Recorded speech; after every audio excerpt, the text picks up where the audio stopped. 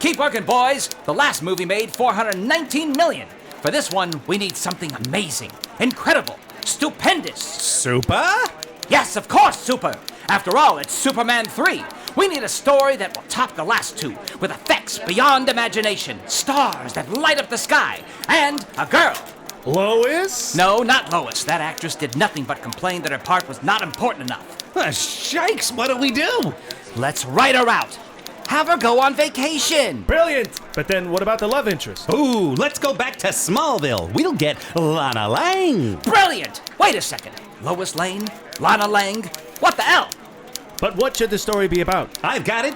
Kids like computers these days. Yeah, they're everywhere. Why, look at my calculator watch. That is nice. Now, the story could follow a computer programmer. Maybe he gets hired by a financial tycoon, see? Who sets out to take over the world, see? With a weather satellite so he can, Yes? Yes? So he can annihilate Colombia's coffee crop. Oh, how did you even come up with that idea? That's incredible.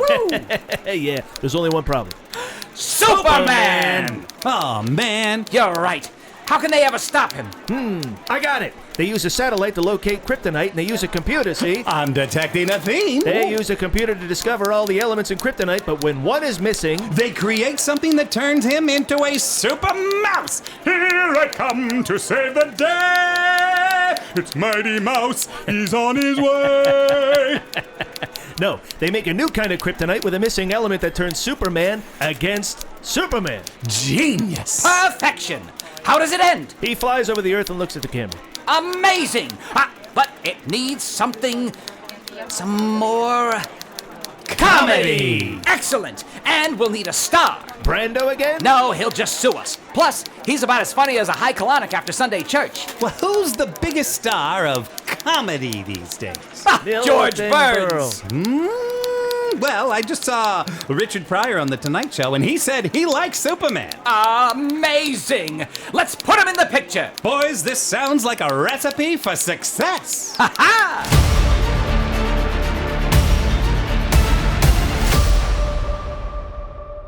And it wasn't. Cue Ron Howard. It wasn't. And that's what we're here to talk about. Welcome to the Countdown Movie Show. I'm Paul Preston of the Movie Guys. I'm Sean Blodgett of Creative Motion Entertainment. And I'm Justin Bowler of The World. You can check us out on all of the socials.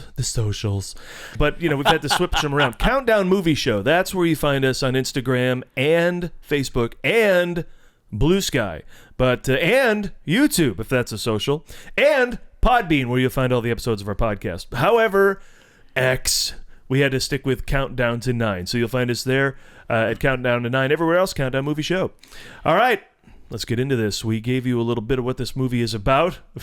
A very little bit. Very, very little bit in our weird way. We gave you mostly characters about what this is about. But now, let's talk about it. All right, this film left me with one question and one question only. Why?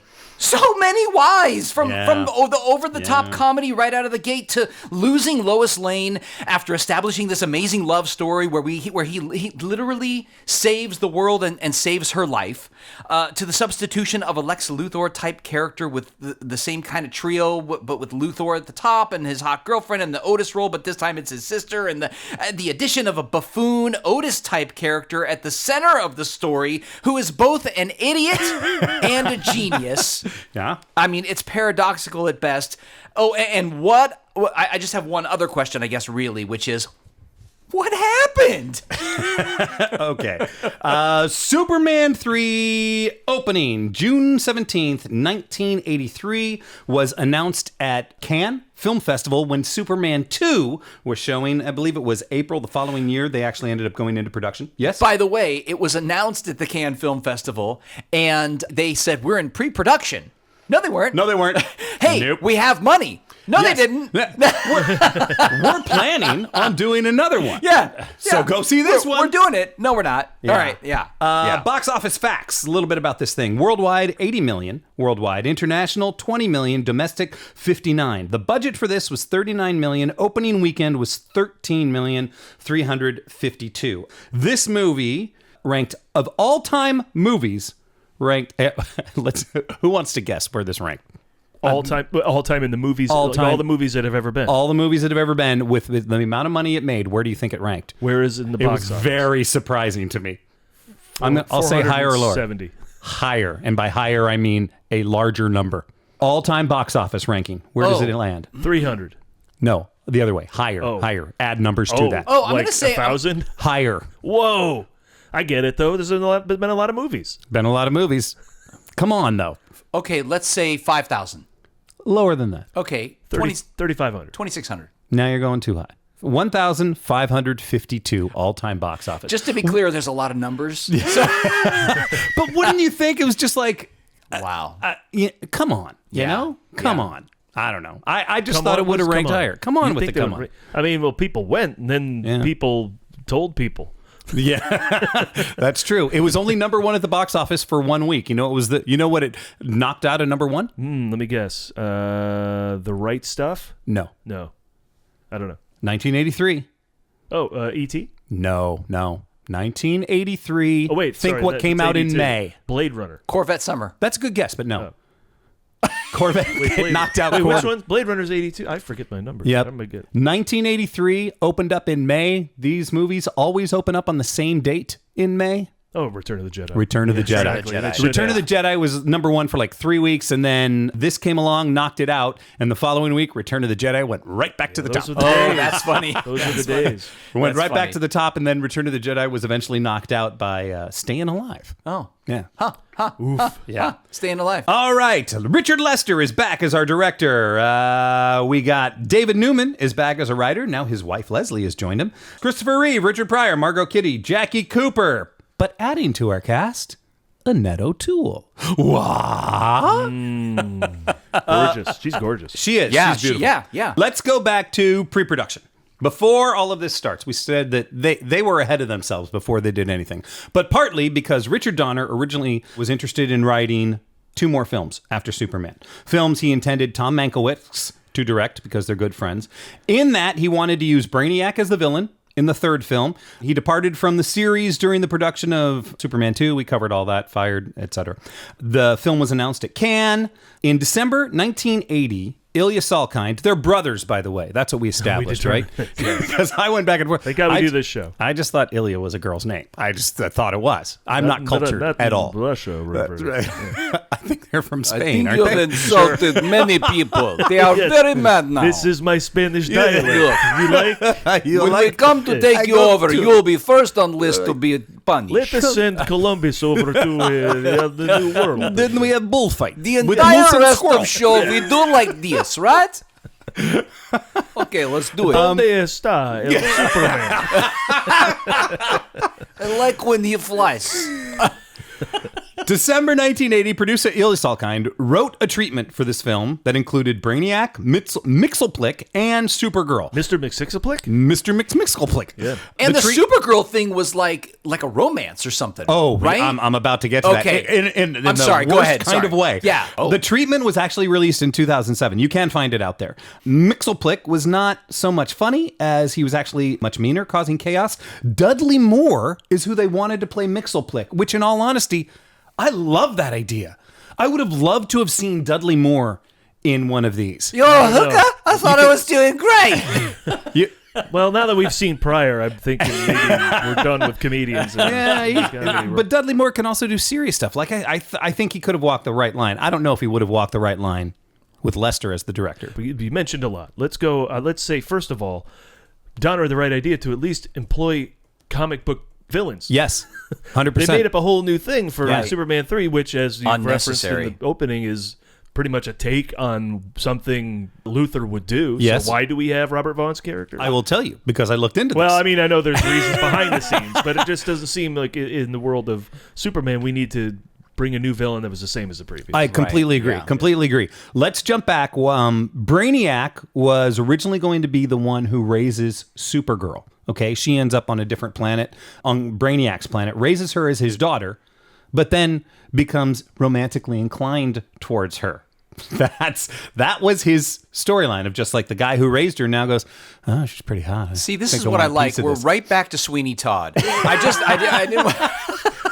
So then she falls in love with Superman. Brainiac retaliates by going after Superman, and the climax of the film would have been Superman, Supergirl, Jimmy Olsen, and Lana Lang, and Brainiac. They time travel to the Middle Ages.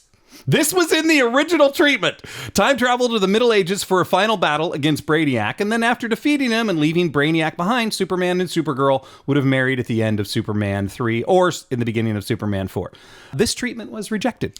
Well, here's the thing. Like, What? I What? hear that and I go, well, that's crazy. But the more I research comic book storylines, which have had to keep going for 80 years, they've covered a lot. Mm-hmm. And so I wouldn't be shocked if that was somewhere in the bowels of a Superman storyline. I'm sure it is. At the same time, studio heads rejected it because it was too complex, and they said it's a little too far out there for movie audiences. And I 100% agree. If I'm one of those people, I go, listen, you did convince us a man could fly. Let's make him the only crazy thing we have to believe. Right. Let's keep the rest grounded. Do you think he wrote that? I mean, this is all whatever, but do you think he wrote that thinking, let me put as much stuff as I can in here? And they're going to be like, no, we're not doing this. But that means I can pick at least some of this, right? It's like just throwing enough stuff against the wall. Oh, interesting. What is going to stick, Yeah, right? yeah. If I go in with the craziest pitch ever, they're going to be like, no way, but we'll let you do this. And you're like, so now that I want to, like, I don't know, blow up a town or whatever, like, they're like, oh, yeah, sure, you can do that, but don't do this stuff over here. This is Donner, right? You said? No, this is that's Salkind. Ilya. Yeah, Oh, this that's was Salkind. Salkind. Yeah. Yeah. Yeah. I thought it might have been Donner just trying to get out of a contract or something. Like, they screwed me so much on 2. I don't want to make 3. Here's this nonsense. I'm going to make Lady Hawk. I did. Yeah, you told me I had to turn in treatments. Here you go. Here you go. Oh, yeah, that's what I was going to do. I'll be prepping Lethal Weapon. Then it was changed to the supercomputer at the end makes a computer Clark Kent, and he has to fight cyborg Superman.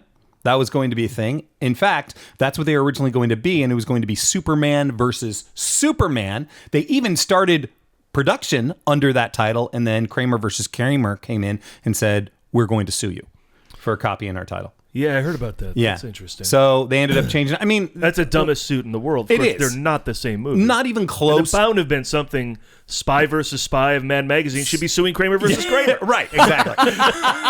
so yeah, I mean, and Brilliant. who wouldn't? Why wouldn't you want to go see Superman 3? Just make it Superman 3. Remember, this is 1983. Audiences are not really super savvy at this moment in time. I think you bring up a good point about audiences in general. I mean, we haven't really had franchises yet. I mean, Star Wars is... Star Trek, Star Wars, James Bond. Wait. I would say this. It's the late 70s into the early 80s that we started to have sequels. Yeah. I'm bringing this up a little early. I watched the Christopher Reeve documentary, Superman. If you haven't seen it, go see it. It's an amazing documentary. I cried 3 times. It's No way. Yeah, it's beautiful.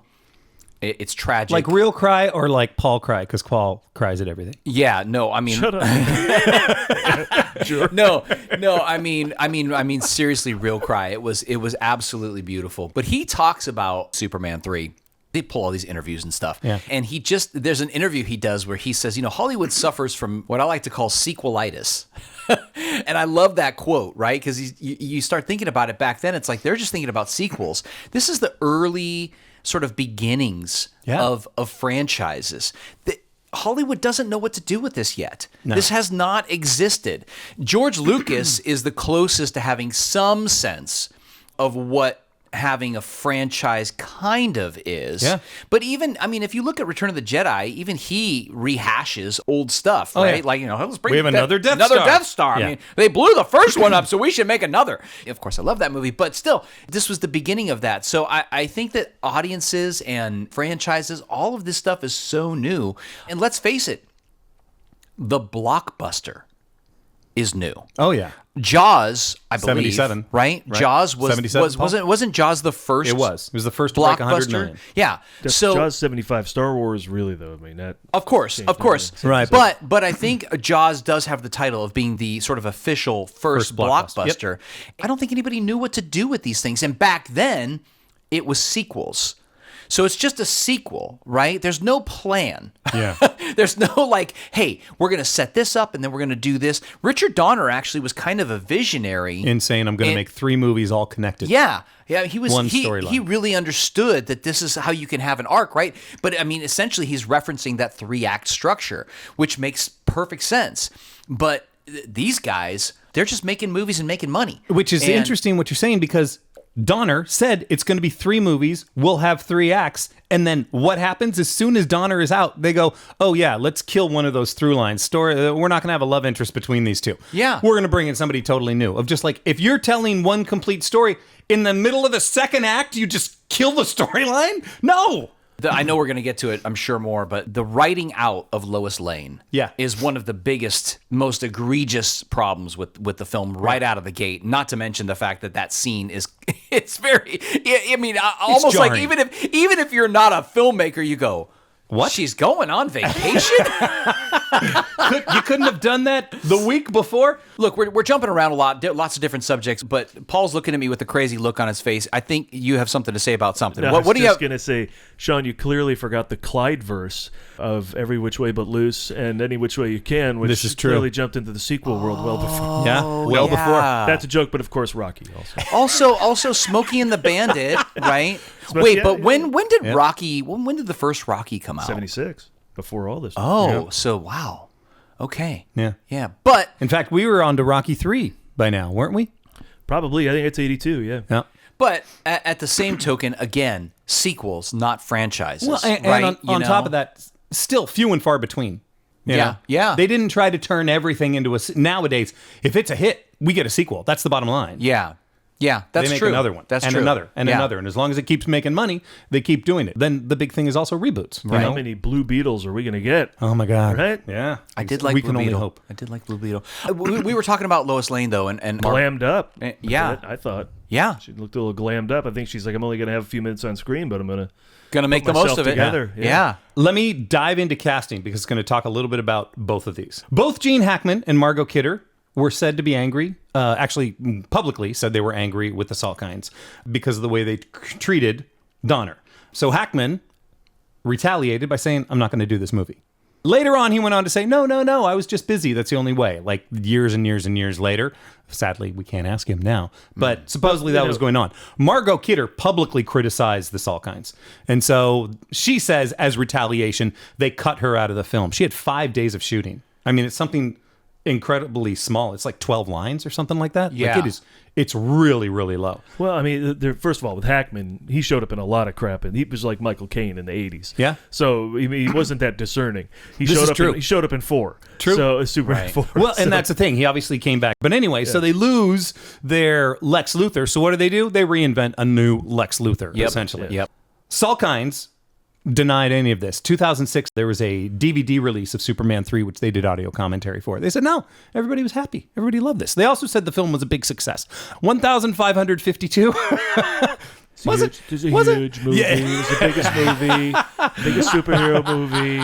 But you know what? If you do look at the box office, it's not as good as the other ones, but it's not a terrible box office for that time period. It made, no, and it certainly made money, but I mean... You want to crack the top 1,600 movies of all time. Yeah, so exactly. They did that. To be Yeah. popular. Look Yeah. up Pool Party, kids.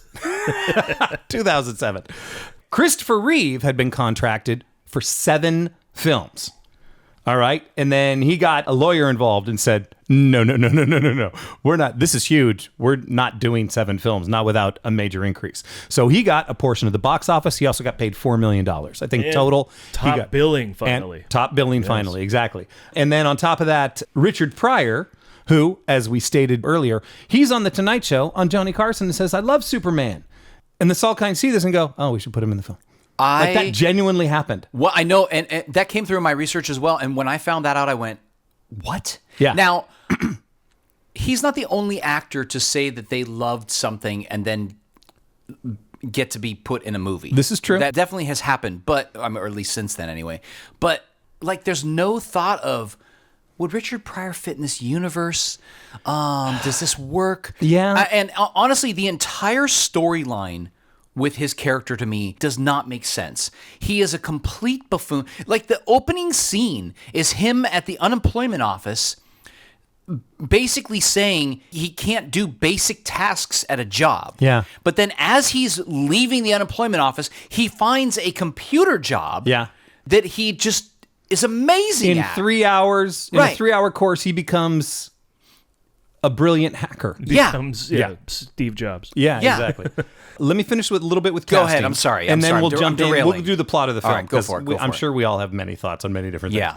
Ross Webster, first choice. Alan Alda over Robert Vaughn. I could see that. Alan Alda. I could see love that. Alan Alda. Does it make the movie better? No, but I could see it. Okay, that's fine. Executive producer Ilya Salkind said his first choice was actually Frank Langella. Once again, I could see that. Does it change the movie for me? No. See that a little more. Not as funny. Yeah, But, yeah. certainly a little more biting. I mean, Robert Vaughn said when he introduced Lorelai, my psychic nutritionist. Yes. That's the best line of the movie. It's pretty great. I have my favorite line. It's towards the end. We'll get there. Jennifer Jason Leigh was originally first choice for Lana Lang. First choice. She is 10 years younger than Christopher Reeve. Oh, Yeah. Born 52, born 62. That doesn't make sense. Not Yeah, be at a so- high school I mean, they- reunion, yeah. technically. Exactly. It would have looked really Yeah. weird. Cute though. Yeah, yeah. All right, that's all I got on casting. Who's the Let's woman move who into played Lana? Annette O'Toole? She is so great, I think, in the film. I think Oh, she yeah. does such a great job. I was watching it, and there's just so many thoughts going through my head. But like honestly, the scenes between them, they're great. And the one thing I want to say about Christopher Reeve, he's an actor's actor. Yeah. This guy truly cared about the role, cared about what he was doing. He wanted to find more depth with the character. I don't know if you heard the story in the behind the scenes that he had decided that by the third movie, he was like, I don't feel comfortable just continuing to play the buffoonery Right. of Clark Kent. He's like, at this point, I feel like he would know where the door is, and he would know where he wouldn't be bumping into things. Yeah. And so he decided to add this sort of other layer to Clark Kent. And I was just like, what a thoughtful introspection of that character to go, okay, let me, where can this character grow? How can this character change? I just thought that was cool. And I in general, whether or not you like this film, whether or not you think this is a good or bad movie, I still think Christopher Reeve delivers a great performance. Oh, yeah. I think he's still good. I think there were things that they threw in, which I think we'll get to. There were several times I went to myself, you're not proud of that. You can't blame him for signing on, though, right? No, not at all. They're always goofing on, like, I listen to the Howard Stern show, and he's like, how does John Heater not do 100 Napoleon Dynamites? But he vocally said he doesn't want to, and now he's nowhere. Yeah, like, stick right. to This something. is true. You know, I guess it's kind of an argument to that. But, even Michael Keaton knew, well, I'm done after 2 Batmans. Yeah. He came back later, of course, Right. but he dodged a bullet when you see what the next 2 Batman movies were. So it's a Right. tough call Yeah. to figure out whether you should stick around or not, but you can't blame him. Yeah. I also want to say to that point, there's real life. Yeah. People forget about, they put actors and people in Hollywood and whatever on pedestals. Somebody's seen the Chris Reeve documentary. Well, I'm just saying. No, I mean, but people forget that you have a life to live, and that when you get to that certain place, right? Like you got to pay the bills. Yeah, And still have to honestly, pay the bills. the one thing that people really don't understand is that when you get to that certain level, the bills get big. Yeah. The bills can get really big. If you've got, I don't know, security or multiple houses or, I don't know, maybe multiple wives or whatever, you get divorced and married again, whatever it is, you know what I mean? Like, the bills are big. So at a certain point, you're like, I got to do another gig. Yeah. I have to keep going. I would love to go do theater, but that's not going to pay Superman money, Jim Carrey, Sonic 3. Yeah. Yeah. We covered that, I think, in the first episode. He said after Sonic 2 that he would never do it. He said the script would have to be written by angels. Then they asked him why he did 3, and he said, well, I bought a bunch of stuff and I needed the money. I was like, honest answer. Invisible Candy to you, Jim Carrey. All right, let's dive into this movie. I took notes, as always, as I was watching it, right off the bat. Let's talk about that opening sequence. Boy, Lester Unleashed, right? It's like, hey, It is. You didn't get to do all the comedy you wanted to do in 2 because you're only half involved. Let's get him in from the ground floor, and boy, it's comedy time. I and looked badly delivered. Yeah. Like, half the comedy takes place on the lower half of the screen where he puts the It credits. Where he feels puts the credits. It Yeah. feels like Benny Hill. No, it feels like Hard Day's Night to me. Oh, is exactly yeah. how it feels. Yeah. And it's the director of Hard Day's Night who says, Richard Pryor, bumbling genius. Yes. Yeah. That's, Yeah, I I agree with 100% that. see I that. agree. It's like, Yeah. that's the guy who did Hard Day's Night, where everything is tongue in cheek and everything is a goof. And at some point, you'll find something funny. Yeah, I agree. I mean, Farcical. yeah. A different world. Yeah. A different world than Superman or even Superman 2, in my opinion.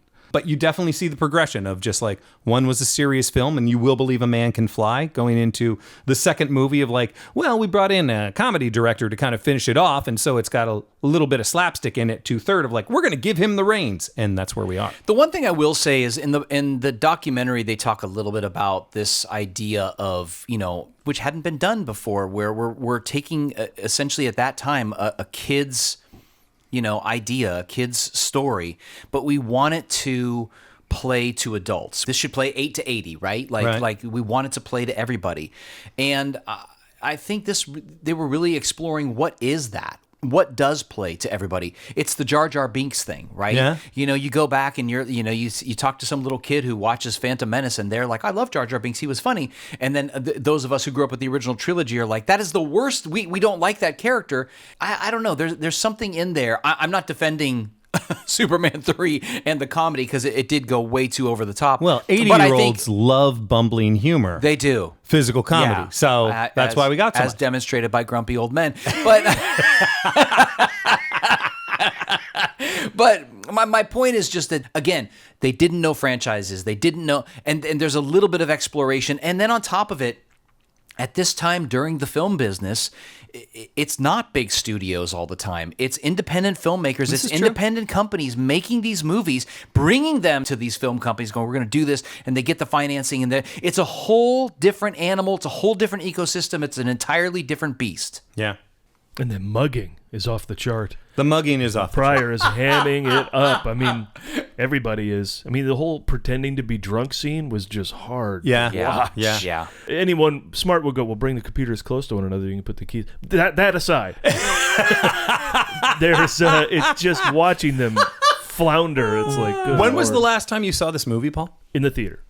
Mine wasn't in the theater. Was the last time? 40 I mean, years. it might have been, but I think I might have seen it maybe on VHS at one point. not But me. it's definitely been decades. The only thing I remember about it is the KFC bag, and you know what I'm talking about. Yeah. Pryor's fumbling through the office in his drunkenness, trying to find the computer room. He opens up a closet that's clearly a janitor's closet, and when he opens it up, there's a Kentucky Fried Chicken bag hanging on the wall, and I said, that is blatant. Yeah. Like, there's no reason for it to be there other than product placement. Yeah, And like, 100%. it makes its way into like 3 shots. Yeah. And then I realized, boy, there's also huge Nike product placement. So I'm wondering if this is the birth of product placement. Yeah, coming that's a in good question. and wrecking Is this the franchises. early beginnings of The product KFC placement? thing came because it's like the first Kentucky Fried Chicken in Canada was where they were shooting, and they were trying to give a nod to that. I'm sure real? for money, for real. So there's actually, I found in my research, I'm like, there's like 6 references to Kentucky Fried Chicken. Like one of the couriers that comes in the background, he's not a KFC representative, but he's dressed as the like the Colonel. Oh yeah, he's a they have background the tie, and Yes. and Pryor has the tie on Yeah. later when he's trying to get his way into So yeah. the. Oh my God! Okay, the care with which this movie was made was not there.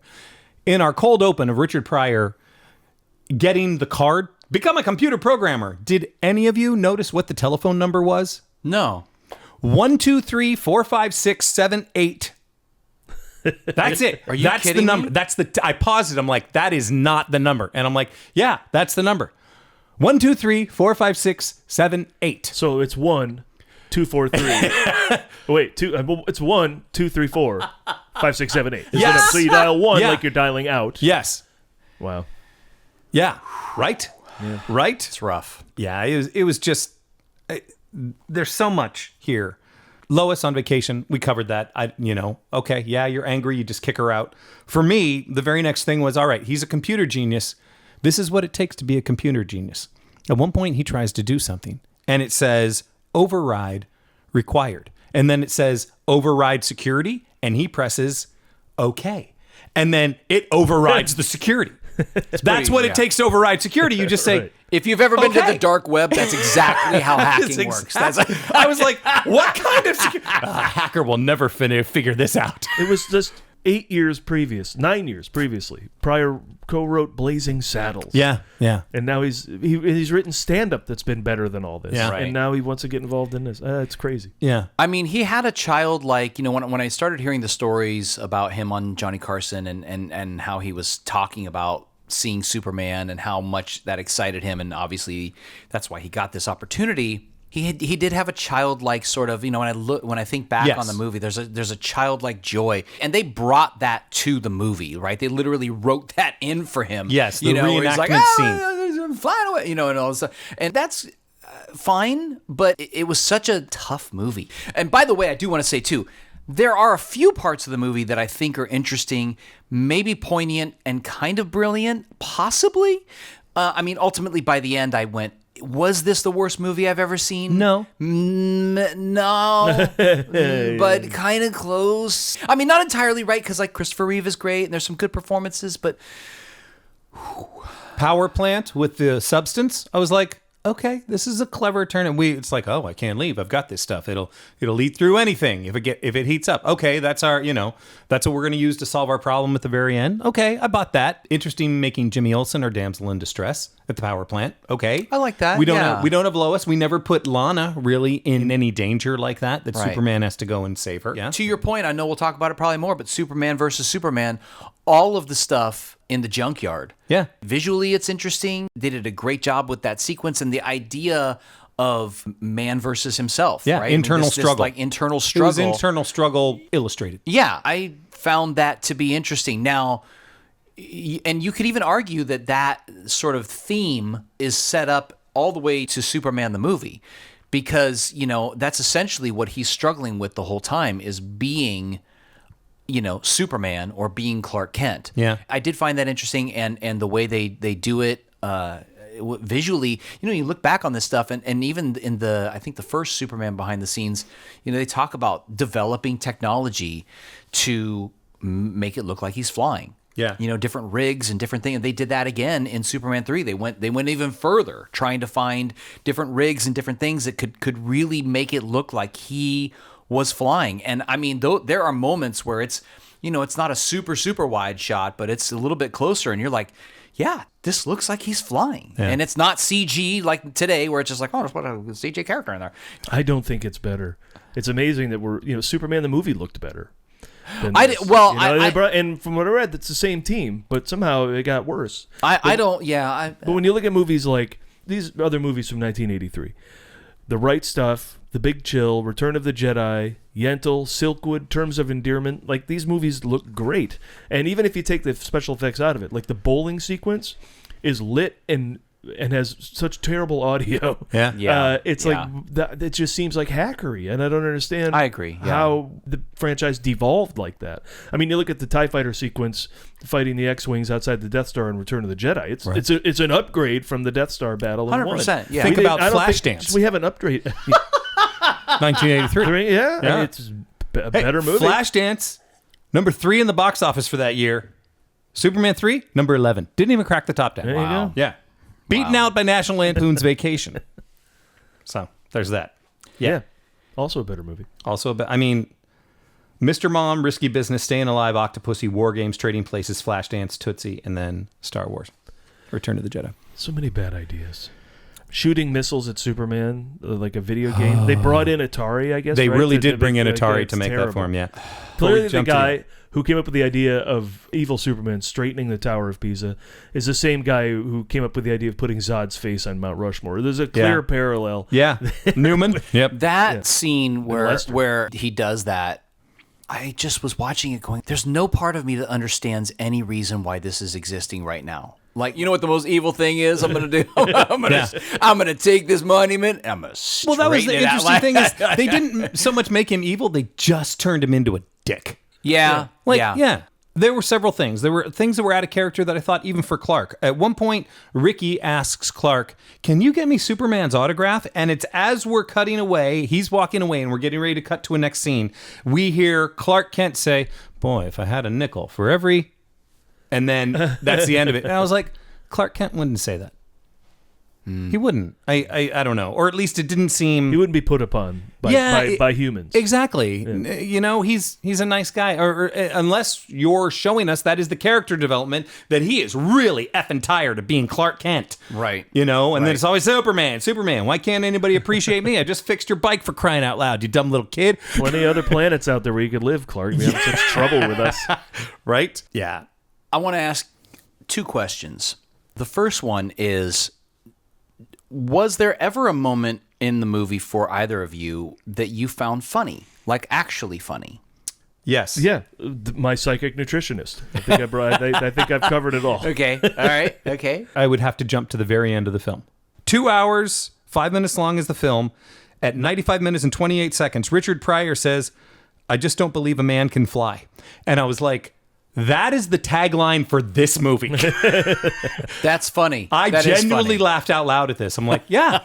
You won't believe a man can fly. I just don't believe a man can fly. And you're like, you're right. You have stopped me from believing that a man can fly, because now we're in bonkers world. Right. Yeah. With as goofy as this is. My other question is, what are things... Wait, you don't have a comedy moment? Did you bring that up to... I know, I was felt like curious. You were bringing it up to maybe share one. No. You got I nothing. I had one more than you. That's shocking. I'll say this. I think that the crazy opening sequence I did find funny, mainly because I think I was just blown away. I had forgotten about it. Right. And I was just like... I was laughing because I couldn't believe it was happening. Well, I don't know if I was laughing at it because it was funny. I was just like, I can't believe they're doing this right now. Yeah. I was in denial. I had forgotten that happened until it's happening, and I thought, okay, this is kind of like, all right, where is this going that it gets so big that Superman has to come in? And oh, it's the guy in the car. Yeah. Right. Yeah. Yeah. Okay, so here's my other question. Is there anything in this movie you really liked? Like really liked? Like that's awesome. As I said before, I thought it was clever the way the liquid that they ended up using. I really liked that. I also appreciated, and this is probably the most iconic scene of this movie. This is the only scene anyone remembers, was the junkyard scene. Yeah. With the exception of when you start to break it down, okay, we got Superman versus Clark, and I get the internal battle and all of that. How does that end? He disappears. No. Before he disappears, how does it end? Clark Kent does what? Kills him. He strangles him! Which everyone had a problem with. That's in Superman? Man of Steel. Yeah. Of just like, he strangled him. I'm just like, that. Oh, that's interesting. Now, the moment immediately after that is then Clark opening up his shirt, and it's bum, bum, bum, bum, bum, and he's back, right? Except it's just like, this was such a great scene, but that's how you end it? Superman wouldn't do that. Clark Kent wouldn't do that. He wouldn't strangle a guy. He would make him say uncle. Say uncle. Say uncle. Say uncle. Say uncle. Right. And the entire scene is him just beating him down and saying, say uncle. Beating him down again. Say uncle. Wow. You know? Say uncle. That's so funny. And then finally he gets him to a point where he says uncle. And that's when he disappears. And it's bum, bum, bum, bum, bum. And it would have been a great bit. Right? Because that film did not have enough bits in it. I don't know. I liked the look of evil Superman. I thought Reeve looked really good as evil Superman. If they did something decent with the, bigger stakes, less bits, more internal struggle. But I thought his look was cool. They darkened the whole suit. He's kind of, the hair was mussed a little, and he kind of had a good look about it. Right.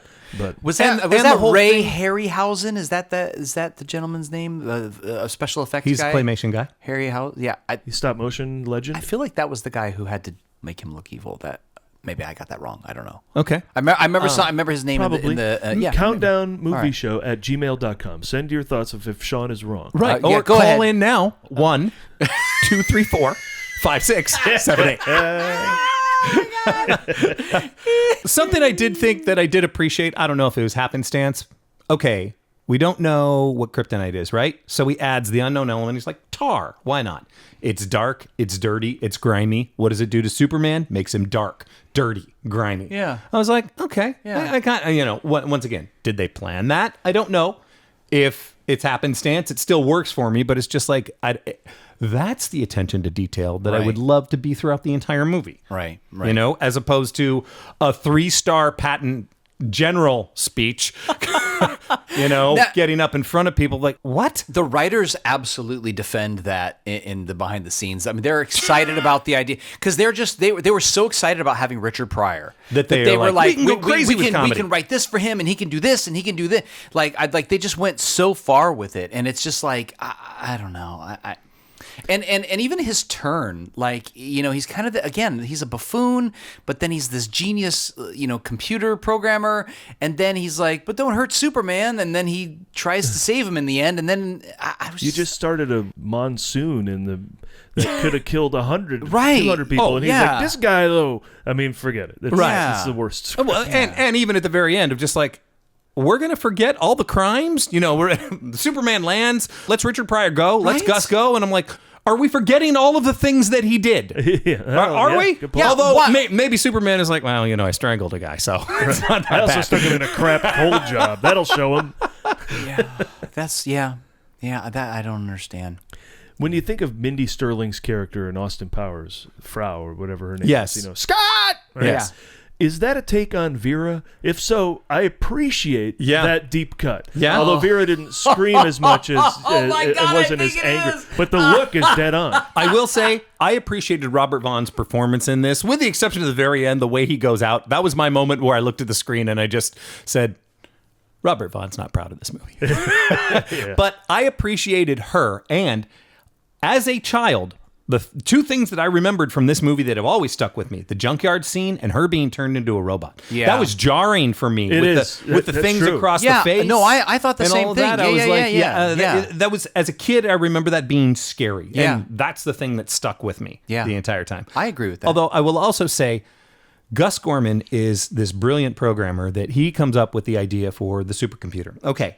Then, once the supercomputer is made, and Gus is like, I don't know if we should be doing this, she instantly says, I have a PhD in computer programming, or I know enough that it'll put any PhD computer programmer to shame. And it's like, then why weren't you doing all of this all along? Like, instantly you're as good as, I don't know. That didn't make sense to me. Well, and the fact that he goes from computer programmer to designer of an entire system, he's like, I got and he brings out this sheet of paper, this entire diagram. Yes. Like, in my spare time, I was like, what is happening? These are just endings they wanted to do, so they just made them happen, as opposed to writing their way successfully and competently to these finales. You're right. It was. We were just talking about Endgame before we started recording, and what I always say about that movie is, first of all, I didn't know Thor was fat, and I didn't know they destroyed the stones before I went in.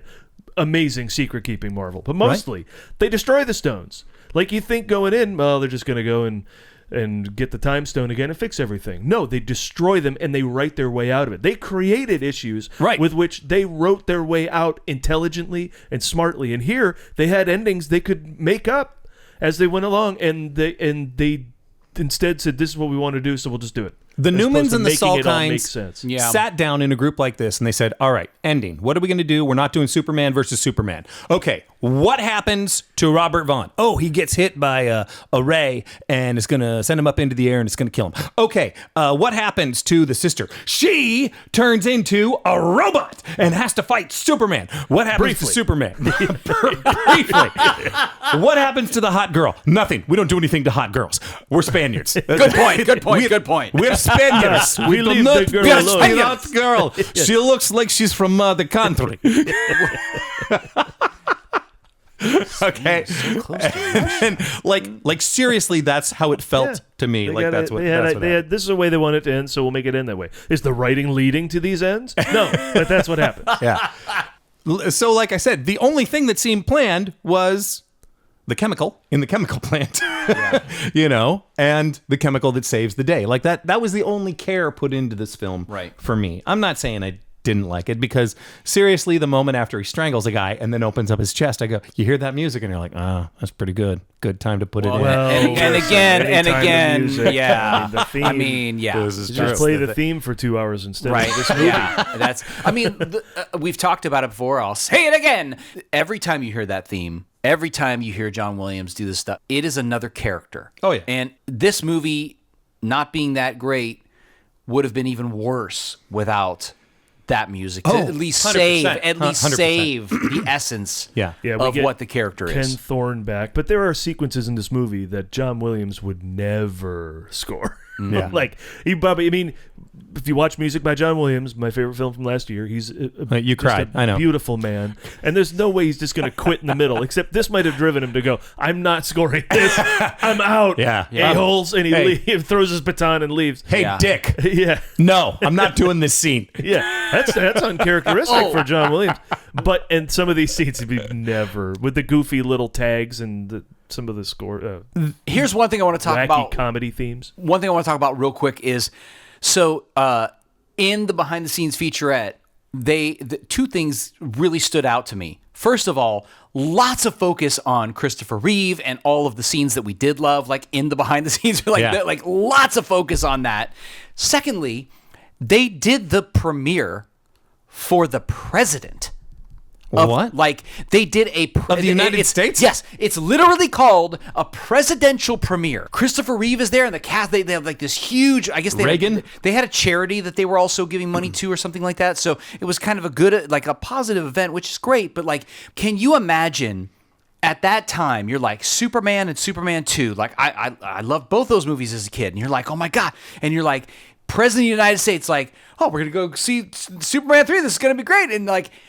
Huge event, and this is the movie you see, and you gotta go sit with these people afterwards, right? Like, I was just like, I saw that and I went, man, 15 you guys are superheroes, because that takes a boldness.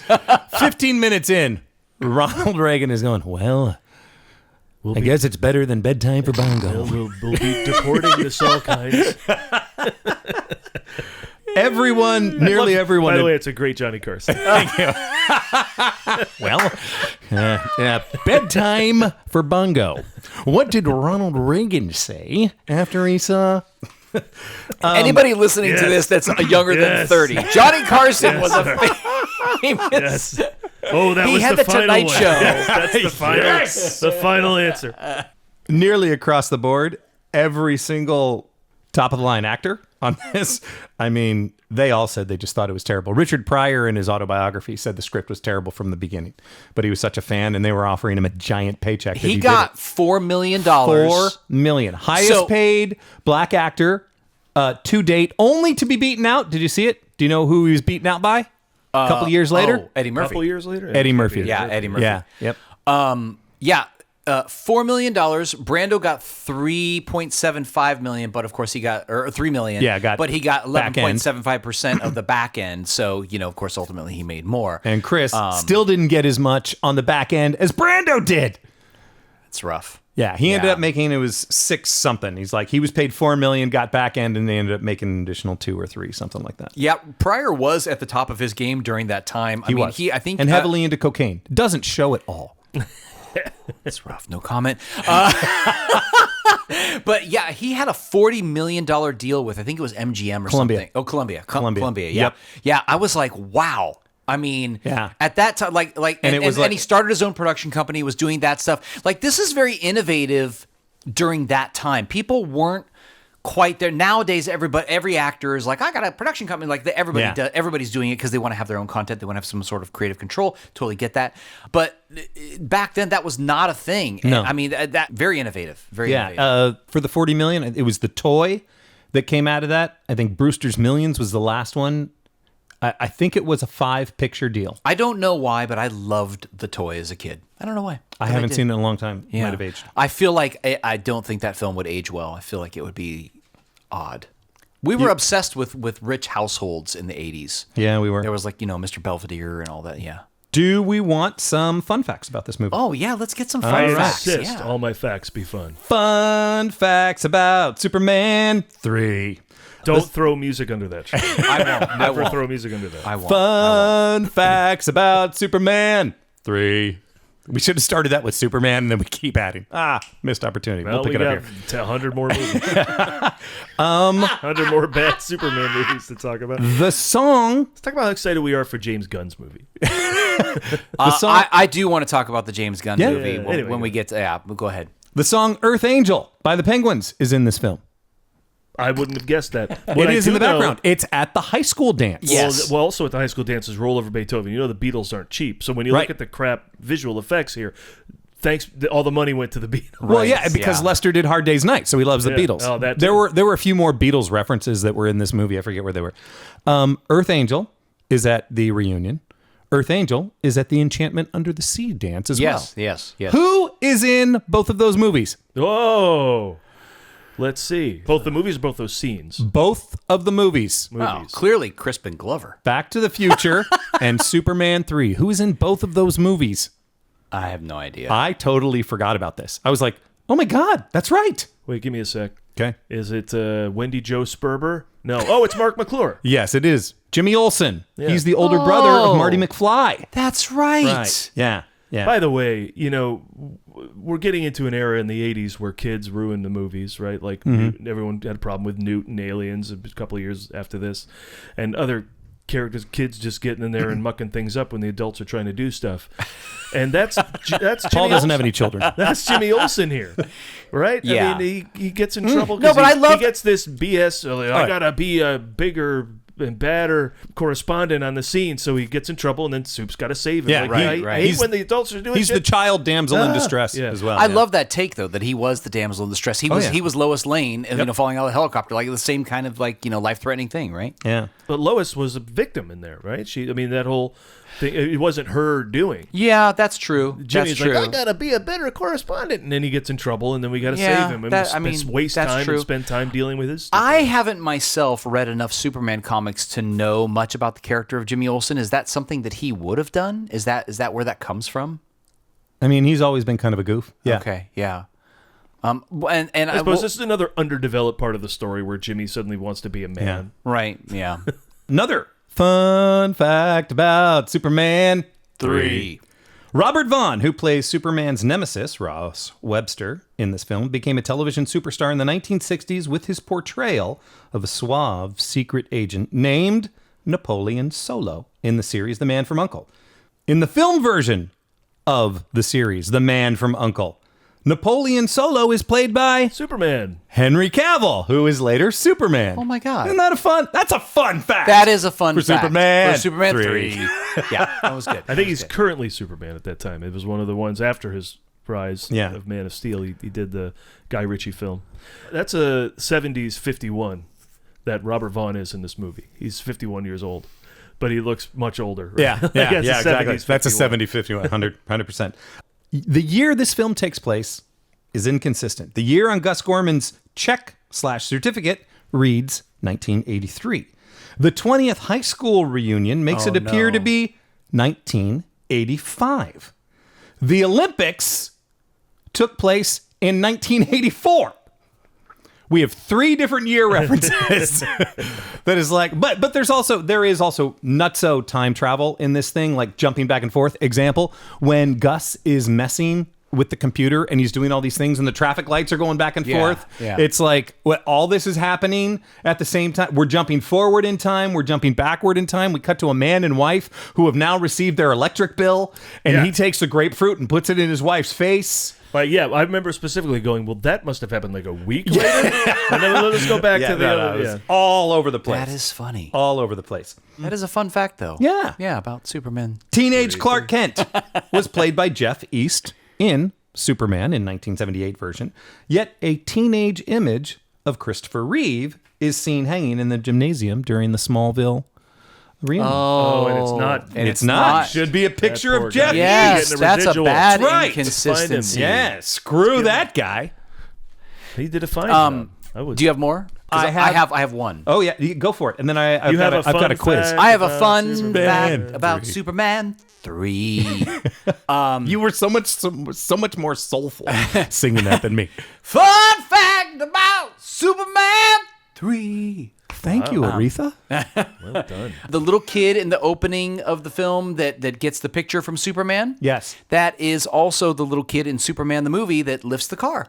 Oh, that's cool. That is a fun fact. We've seen his penis.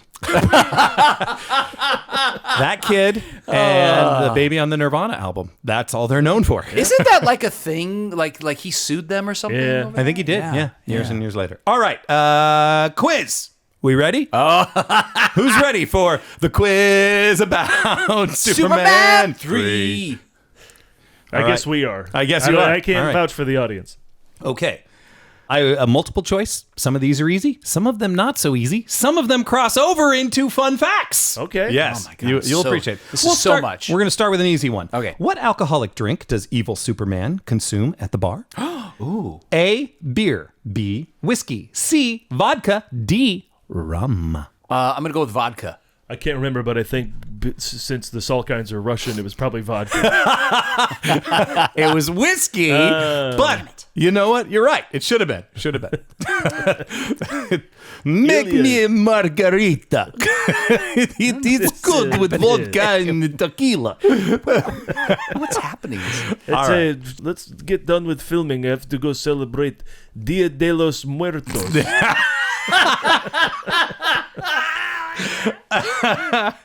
All right. How does Reagan allow these Russians to bring a movie into the White House in 1983? That's the fall of the wall and everything.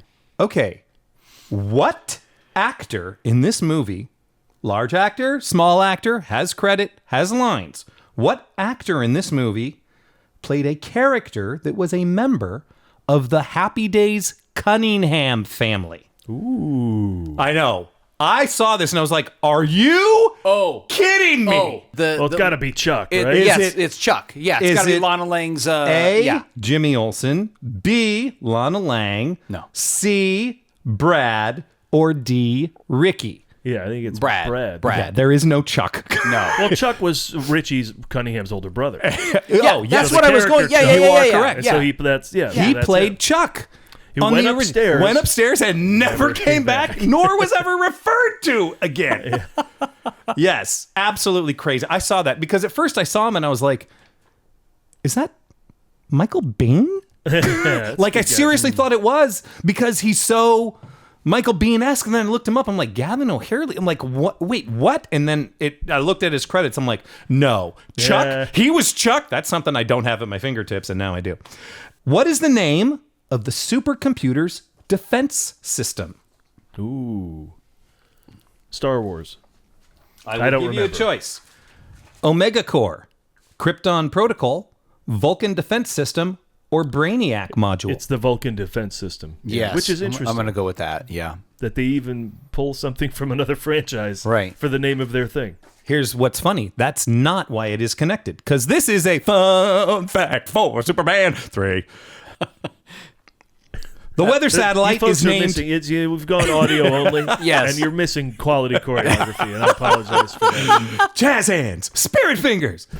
The weather satellite is named Vulcan. Robert Vaughn starred in The Man from U.N.C.L.E., whose very first episode was titled The Vulcan Affair. Oh. That's why they put it in. Oh, Isn't that fun? I love that. That is a fun fact. That's a fun about fact. That's Superman more 3. fun than Yeah. everything else. Yeah. All right. What real-world computer crime inspired the movie's hacking plot? Ooh. I didn't know what it was named. Is it named? So the hacking plot, taking cents, Yeah. half a cent from people. Was it called the invention of the Apple Macintosh, the release of IBM's first laptop, salami slicing bank frauds, or the launch of the ARPANET? Wow, I don't know at all. Yeah, I'm going to just go with the launch of the ARPANET just because it sounds Same. fun. Because Salami slicing. That's what it's called when you take half a cent from people. Huh. It's called salami slicing, yeah. Which item does Clark help Lana fix? A tractor, a porch swing, Ricky's bike, or a car engine? It's a car engine. She's got an oil spill. I thought she fixed that.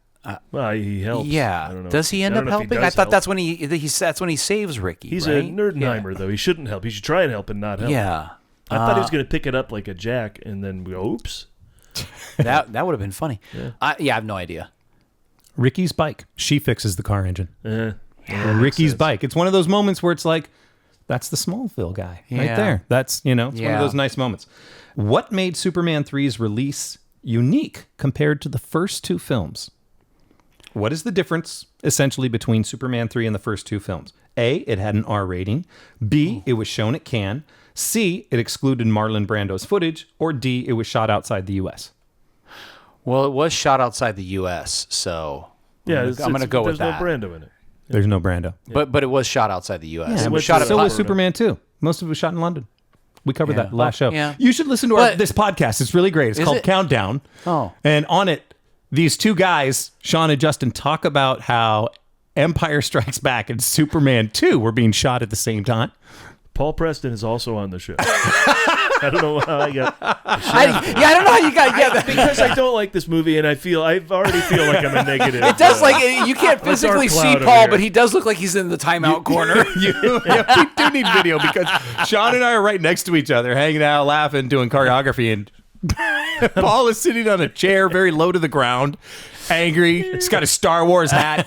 And a Ghostbuster shirt, remembering the other franchises. I like that. That had I like more good that. movies. Yeah. Yes, Marlon Brando's scenes were removed. Why? Because they were afraid he'd sue again. Well, yeah, I'm sure. Yeah. I'm sure. Wait, so did he have scenes in the original script? Well, they kept cutting back to other stuff. I don't know. I don't know the answer to that. Yeah. But they did say it was in that DVD release. They're like, he was intentionally excluded because we were afraid he would sue. Yeah. Do you like the storyline, the idea that he does go back to Smallville and have this experience? Yes, of course. I was thinking about it a little bit, and I was like, I wish they hadn't written Lois Lane so out of the picture. I mean, I know they had their reasons for that, but like, it would have been interesting if he still had this sort of romance thing going on with her, and he went there and he here had to comes a kind new of girl. deal Now he's with got a like, conflict. yeah, he's got a kind of personal conflict. Like, well, this was someone I loved so long ago. Like, I don't know, that would have been interesting. And to me. then a whole monologue about him saying, you know what? I banged Lois. I could just bang Lana and kiss her and make them both forget. Neither of them will know. Okay, I want to talk about that real quick. Just I want to talk about banging rail real job of quick. what's around the world. Wait a No second. one's I know where you're wiser. going. Wait, I have to talk about the banging real quick because Yes! Superman has sex with this. What's her name? The woman? Lorelai, the random like blonde girl, The whatever. psychic nutritionist. Yeah. He has sex with it. No other reference. Like clearly this is what happens. Yeah. Right. And you're like, this woman had sex with Superman. Like, I don't know. Anyway, I just had to bring that up because what the heck? Wait, once around the world, she'll never remember. Yeah, she'll never remember. What comedian inspired Gus's clumsy behavior? A. Charlie Chaplin, B. Harold Lloyd, C. Buster Keaton, or D. Jerry Lewis? I'm gonna go with Buster Keaton. Earlier you said Margot Kitty. So how much coffee have you had? In listening to, when I listened to episode 2, there are several times during the course of it where I go, I'm just off today. Apparently this is now a thing for me. We do these too early in the morning. We do. My fault. We do. I know. Why do I keep suggesting this? Yeah, just like, hey, let's get up and meet at 9:30, where none of us live. Let's all converge. We'll all wake up at 5, drive somewhere. All right. Which comedian inspired Gus's clumsy behavior? Harold Lloyd. Richard Lester was a fan of Harold Lloyd. Either answer is correct. Yeah. You know? Or Buster around. Keaton. Yeah. Oh, and the final one that I had, Paul. Harold Floyd. Harold How Floyd. did you say Harold Floyd? The final one that I had, Paul, we already talked about. How was evil Superman's costume different? I got a fun fact And it for was darker and dirtier. What actress? Now I just made it easy. What actor in Superman 3 appeared in the Smallville television show? Oh, there's... The entirety of its run, Annette O'Toole played Martha Kent. What she did, but also Margot Kidder came back for Smallville at one point, and the two of them had a scene together. I'd like to see that. In addition, I saw this too. Well, she'd be Martha, though. Yeah. They wouldn't really go, no. I want to see Alana and... There were like 5 people that crossed over from the Christopher Reeve Superman that were in Smallville, including Christopher Reeve, which I never knew. What? I didn't watch Smallville. I didn't know he showed up at any point. Oh, wow. Yeah. But he shows up briefly, yeah. There were like 5, but yeah, good one. Yeah, I didn't watch Smallville either. I will say, we haven't talked about it at all, but Not religiously. as a anyway. kid, I did watch the black and white Superman show. Yeah. Did you guys watch that? No. No? I loved that show as a kid. I don't know why, but I Shot in L.A. I loved it so much. Very, very simple show, but beautiful. Loved it. Yeah, boy, I want to reflect on me when you first mentioned Annette O'Toole on the show earlier. I went, But I did have a crush on her in the 80s. Big time. Yeah. Yeah. So you don't now. No, I do, but I What does she look kind of like, regret. You might have a shot now. I kind of just felt like She's easily in her 80s right now. she's up there. Yeah. So, But you were a kid, that couldn't happen. But now, she's still got maybe. that. She's got that, beauty like a lot of Je ne women sais like quoi? her retain. Like Yeah. Jane Fonda or whoever. Yeah.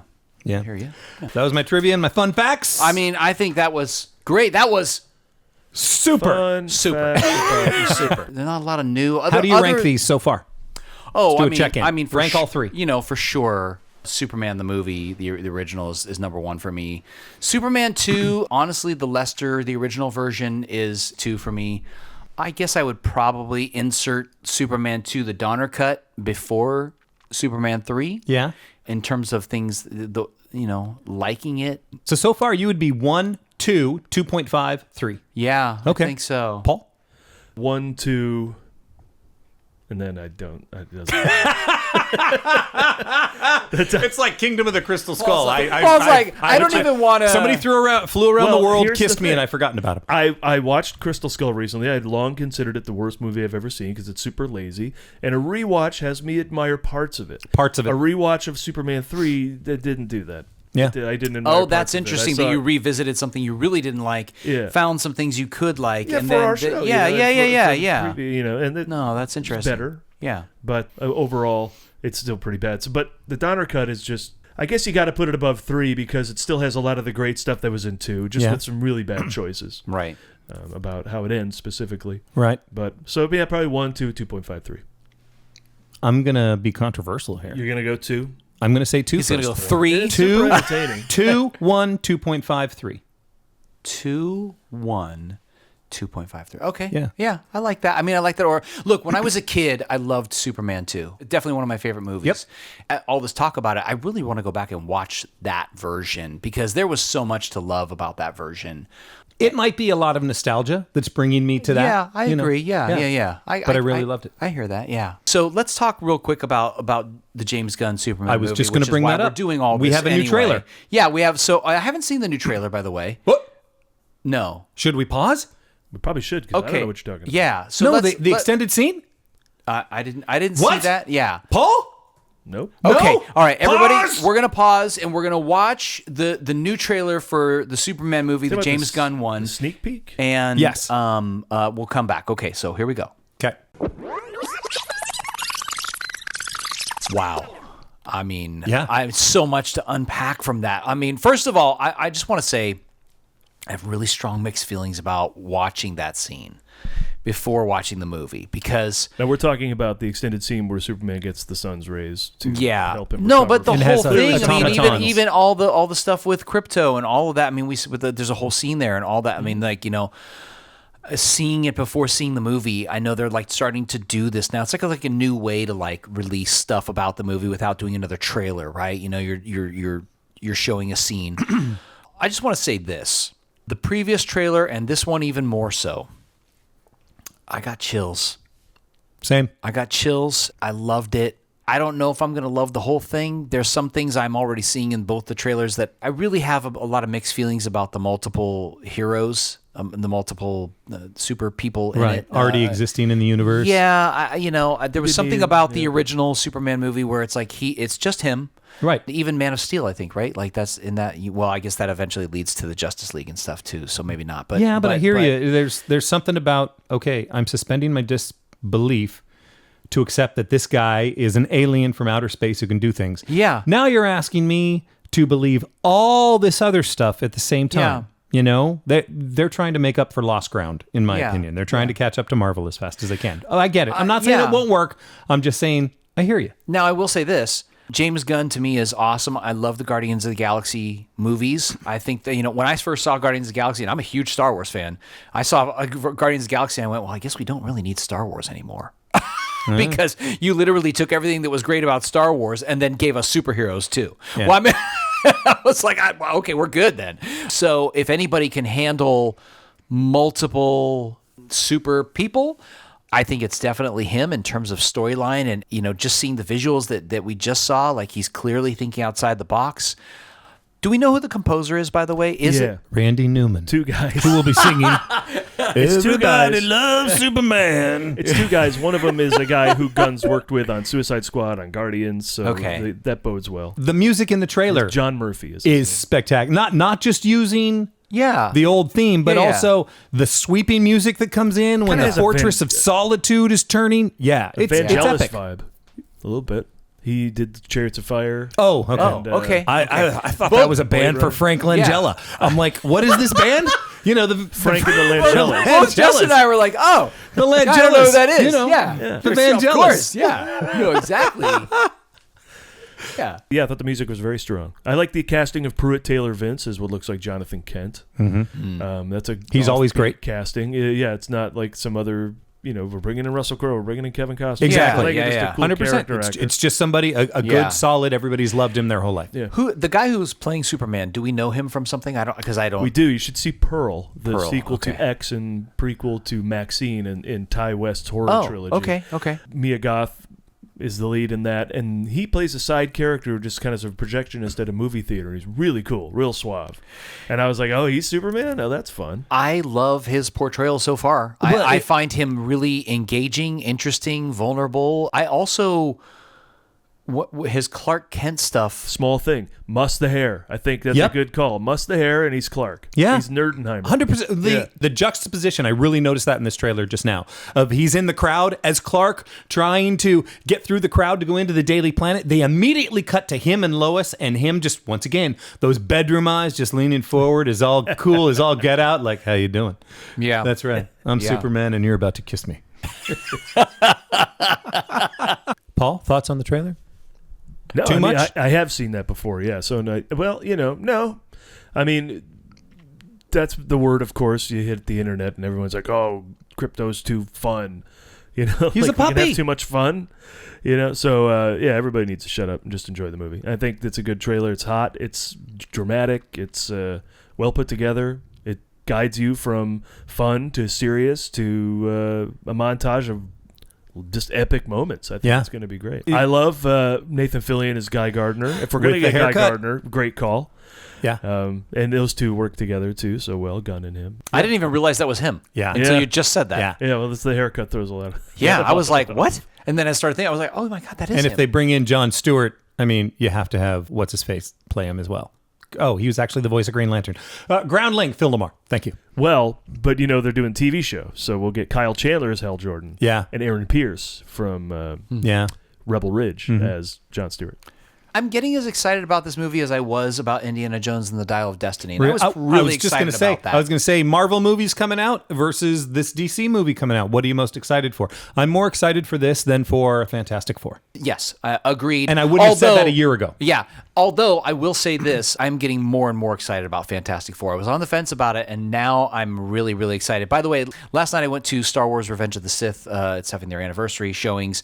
I saw it in the movie theater, had a great time. But one of the things I loved was there were some really cool trailers before, and this movie, Superman, was one of them. I hadn't seen the trailer on the big screen, Yeah. so it was great to see the trailer on the big screen. So, yeah, really love that. Oh, and of course, they played Fantastic Four as well, which was also great to see on the big screen, and especially because they changed the aspect ratio at one point. Yep. And it's just really fun. Yeah. I saw both of those when I went to go see Minecraft movie. Yeah, you can't put that question to me. I mean, Mission Impossible: The Final Reckoning. I mean, I'm all sort of weirded out, excited about.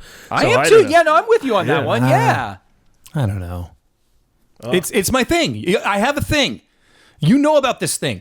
Don't make me wait. Don't make me invest in something and then 2 years later give me a payoff. Dude, how did you even grow up? You had to wait 3 know. hours. I was just I gonna was say, okay dark growing shit up. In 3 years, today's 3 hours. today's 3 years. society, I cannot. I won't. So you tell me there's a part one. Okay.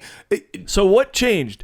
You. You're the problem. Here's the I will agree. I did change, but it's like that's the world today. And here's the thing. It's like there is a difference because you look at Infinity War. Okay, and Endgame. Infinity War, yes, giant cliffhanger, but we get a whole story.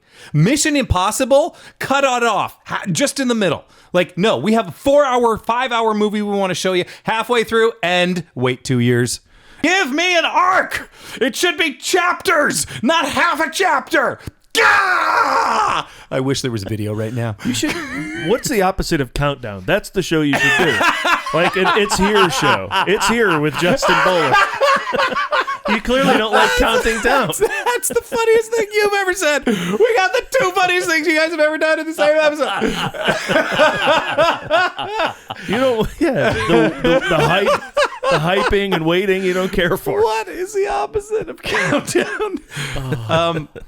The funniest thing you've ever said prior to you saying that was your tweet about Crystal Skull. Which was what? Do you remember? Uh, This was when Twitter was a thing. You said Indiana Jones in the Kingdom of the Crystal Skull sucks dog balls so much that not only do I now hate Indiana Jones, I also hate dogs.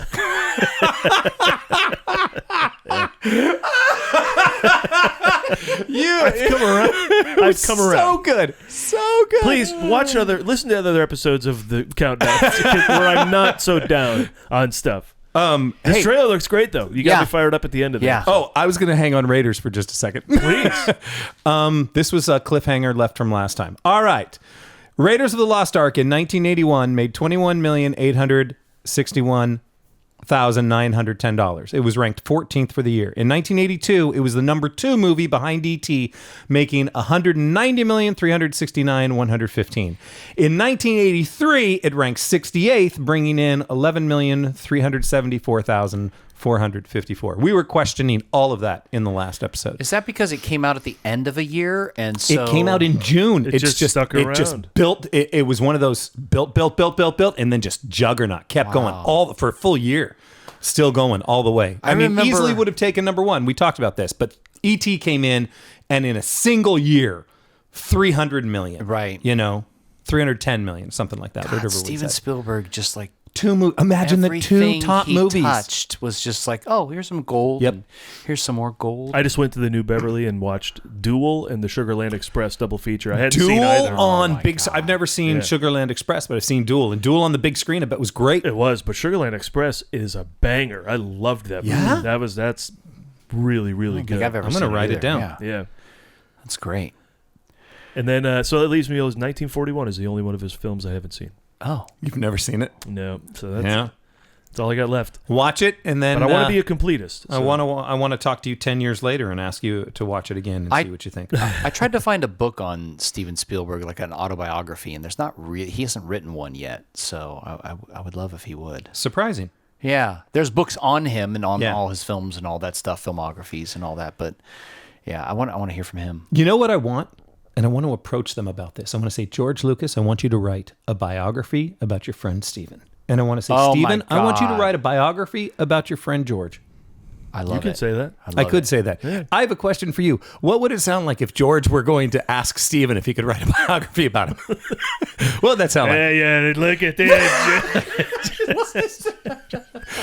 That's Paul doing his impression of my impression of Harrison Ford as Indiana Jones. I got caught in a lion's balls. I was hoping Here I am. I was hoping to get Paul's impression of George Lucas, which we've had on several episodes before. Just to be clear, this is a podcast right now baby. about You have to Superman. make that. You have to make that biography. I'm sitting here. John F. Kennedy? What? I thought the mayor from The Simpsons. Oh, yes, is yes, asking yes. Steven Spielberg. Okay, well, I guess that's the show. Fun facts. That's enough show. All right. I would say that wraps this episode of Countdown to 9. Superman. You can find us on the socials I mentioned before. Mostly Countdown Movie Show, everywhere you pretty much want to catch us. If you jump over to X, you will find us there at Countdown to 9. All right, guys. I think this was definitely interesting. Yep. Definitely one for the junkyard. I tried to warn you. There's that negativity again. It ain't gonna go away by Superman 4.